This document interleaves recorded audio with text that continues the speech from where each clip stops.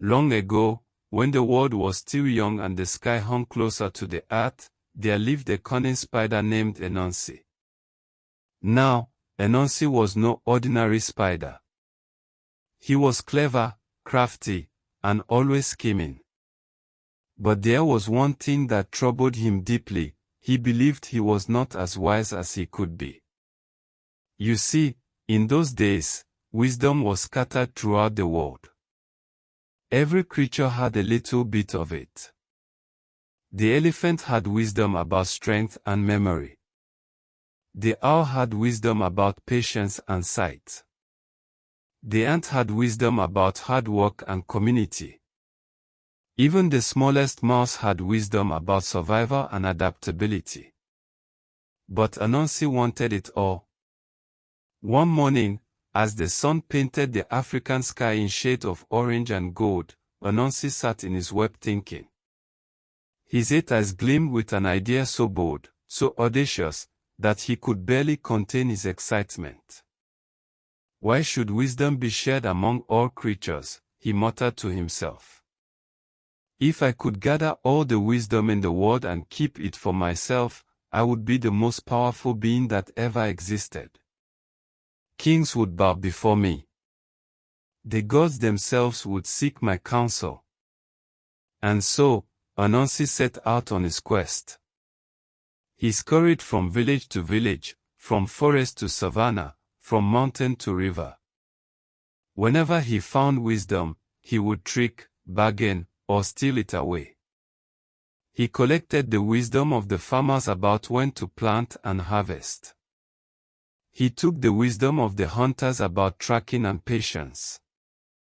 He gathered the wisdom of the healers about herbs and remedies. Day after day, week after week, Anansi collected wisdom. He stored it all in a large calabash gourd, the kind used for carrying water. As the gourd filled, it grew heavier and heavier, but Anansi didn't care. His greed drove him forward. Finally, after months of scheming and collecting, Anansi looked at his calabash and smiled. It was full to the brim with all the wisdom in the world. But then a new worry crept into his mind. What if someone steals my wisdom? He thought. What if while I sleep, a clever creature breaks into my home and takes what is rightfully mine? He couldn't let that happen. He needed to hide the wisdom somewhere no one would ever find it. Anansi looked around his village and his gaze fell upon the tallest tree in the forest, a mighty palm that stretched toward the heavens. Its trunk was smooth and straight, and its crown of leaves seemed to touch the clouds. Perfect! Anansi exclaimed. I hide my calabash of wisdom at the very top of that tree. No one would think to look there, and even if they do, no one will be able to climb so high. Anansi found a strong rope made from palm fibers and tied it around the calabash.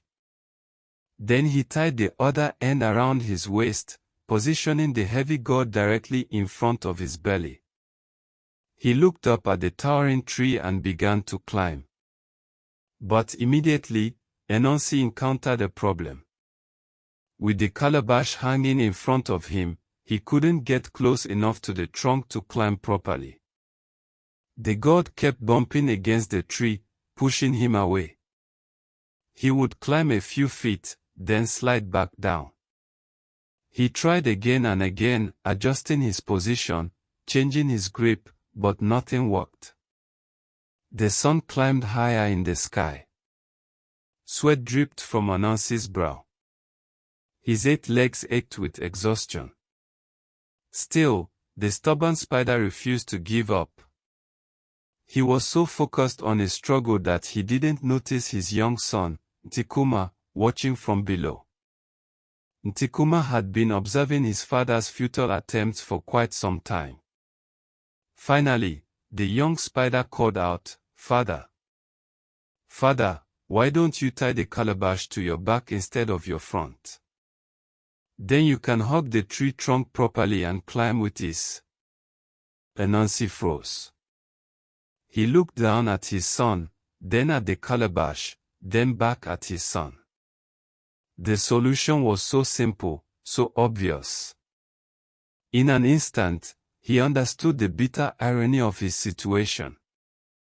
Here he was, the spider who had collected all the wisdom in the world, and he couldn't solve a simple problem. Meanwhile, his young son, who should have had no wisdom left at all, had just demonstrated more practical sense than Anansi had shown all day. A wave of emotions crashed over Anansi.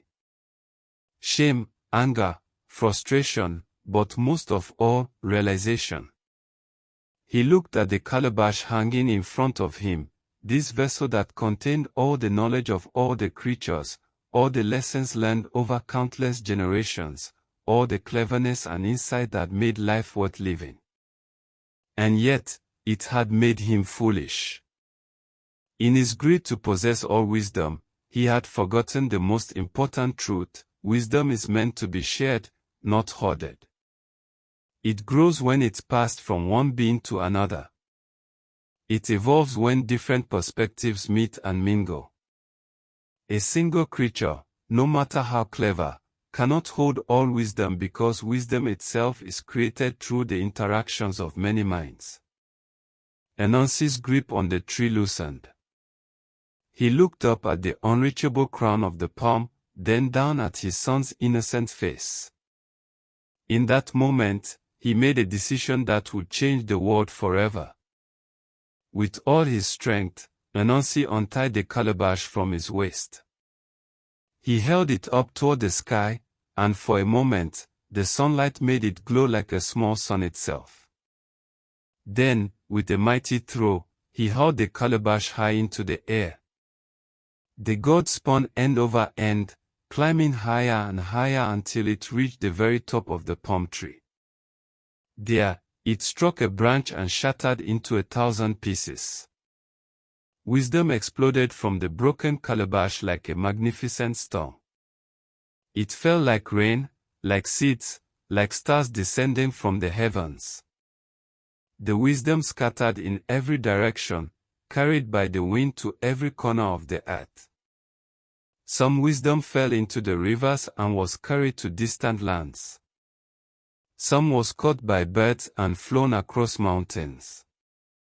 Some landed in the soil and was absorbed by the roots of ancient trees. Some drifted on the breeze and settled in the hearts of people in villages far and wide. The animals reclaimed their wisdom. The plants remembered their secrets. The people rediscovered the knowledge that made their cultures rich and vibrant. But something wonderful had happened in the scattering. The wisdom had mixed and mingled, creating new combinations, new insights, new understanding. From that day forward, no single creature possessed all wisdom. Instead, everyone had some wisdom, and every person and animal had something valuable to teach and something important to learn. As for Anansi, he climbed down from the tree, tired but transformed. His son ran to him, and Anansi embraced him tightly. "Thank you, Ntikuma," he said softly. "You have taught me the greatest lesson of all." From that day on, Anansi was still known as a clever spider, still full of tricks and schemes. But he was also humbler, wiser in a deeper way. He learned to listen as much as he spoke. He learned to share what he knew and to honor the knowledge of others.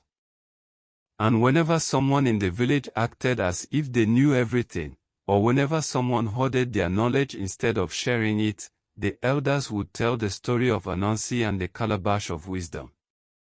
They would remind people that wisdom is like water, it must flow to stay fresh, it must be shared to multiply, and it belongs to everyone and no one at the same time. This is why, even today, we say that no one person can know everything. This is why we seek counsel from many sources, why we value both the knowledge of the old and the fresh perspective of the young. This is why teachers teach and students question, why communities gather to solve problems together, and why even the wisest among us must sometimes listen to a child. For the wisdom of the world is scattered like stars in the sky, and we are all collectors, all sharers, all students and teachers in the great story of life.